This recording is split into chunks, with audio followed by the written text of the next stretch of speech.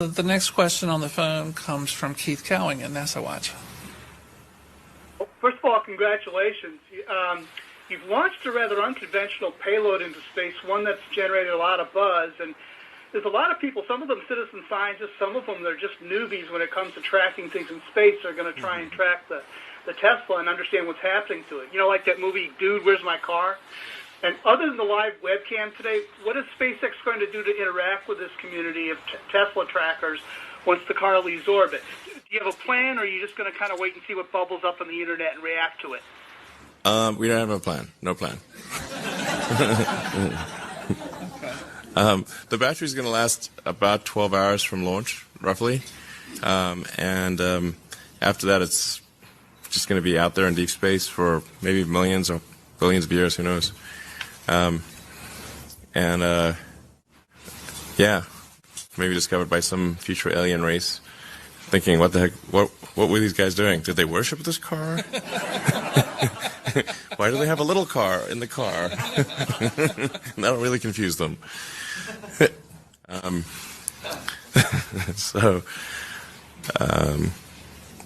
not sure what's going to happen, but I think, it's kind of a fun thing, and I sure hope that next burn works, by the way. But I think this is one of the great questions in physics and philosophy, is where are the aliens? Maybe they're among us, I don't know. Some people think I'm an alien. Not true. Not true. But maybe we are alien. Of course I'd say that, maybe we are alien. Do you think we'll make contact with alien within the next 50 years?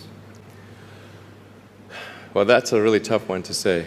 I mean, if there are super intelligent aliens out there, they're probably already observing us. That would seem quite likely, and we just are not smart enough to realize it. But I can do some back-of-the-envelope calculations, and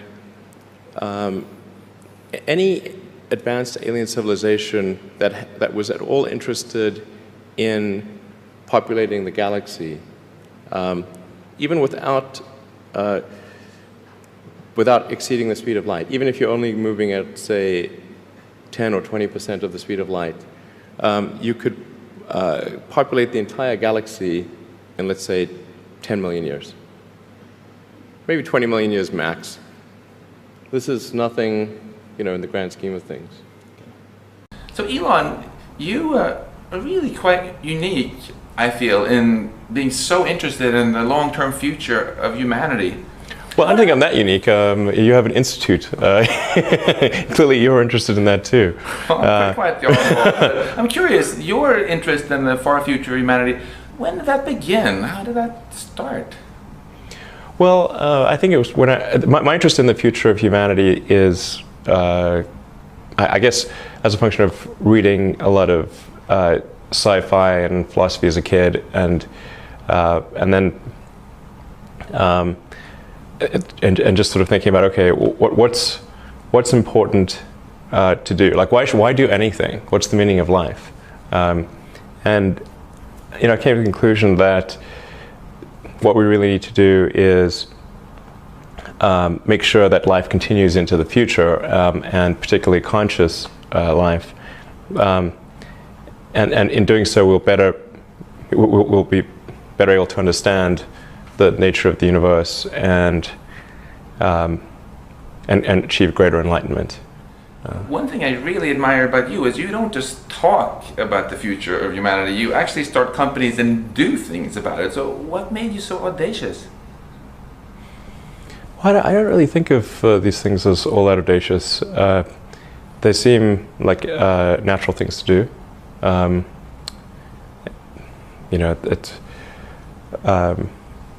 It's sort of more of a long-term optimization rather than a short-term one.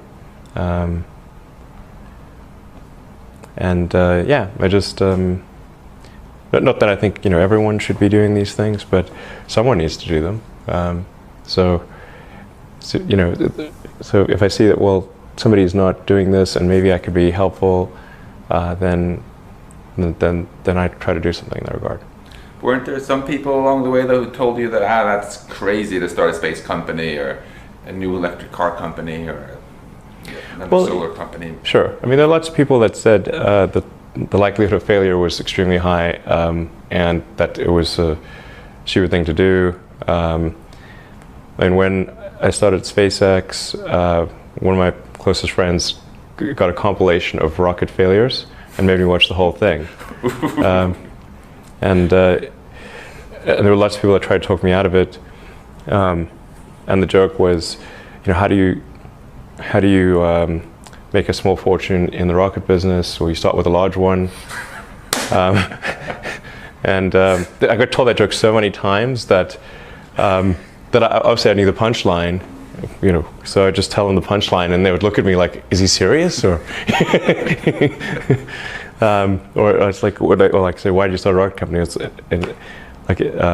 was trying to figure out the fastest way to turn a large fortune into a small one. That seemed like a good way to go.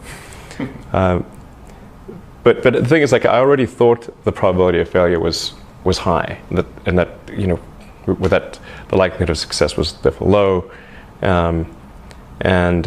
so this was not new information. I thought maybe SpaceX had, I don't know, 10 or 20% chance of success, and Tesla probably similar.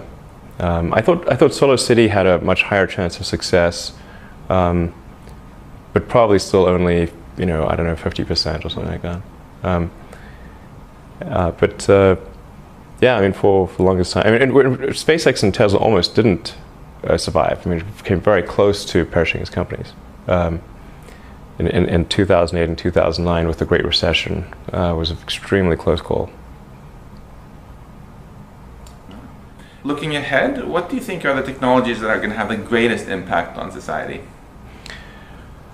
So I think there's probably five categories. Yeah. There's and I'm not even giving a particular order, but making life multiplanetary, achieving sustainable production and consumption of energy. Obviously, the internet as a whole. I mean, the continued growth of the internet. And then potentially, if we do this, reprogramming human genetics, and the fifth one would be artificial intelligence.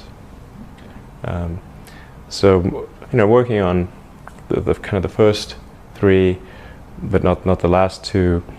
I think the last two I think have the greatest potential to be a double-edged sword. So when you call artificial intelligence a double-edged sword, can you talk a bit about the positive edge first? What do you see as the greatest benefits we can get from AI? Well, the greatest benefits from AI would probably be in eliminating drudgery. So, like in terms of or tasks that are mentally boring, not interesting. There's arguably breakthroughs in areas that are currently beyond human intelligence, or at least for now beyond human intelligence. I think we could probably solve them in the long term, such as the classic sort of curing cancer and addressing diseases of aging, Alzheimer's, and all these things. So there's insert various like intractable problems to human intelligence, currently what seem to be intractable problems, and then if you had something that was way smarter, it could solve those problems. And turning to negative edge, right? Well, I think it's best to prepare for to try to prevent a negative circumstance from occurring than to wait for it to occur and then be reactive. So, and this is a case where the range of negative outcomes some of them are quite severe. So it's not clear whether we'd be able to recover from some of these negative outcomes. In fact, certainly you can construct scenarios where recovery of human civilization does not occur. And when the risk is that severe, it seems like you should be proactive and not reactive. I'm really quite curious why you decided to make such a large donation Because 10 million is something that really enables a massive amount of research. I don't think 10 million is a large amount of money for this subject area. It should probably be higher. But the there should be probably some much larger amount of money applied to AI safety in multiple ways. Well, I want to thank you again so much for this. It's something we really, really appreciate and are eager to do great stuff with.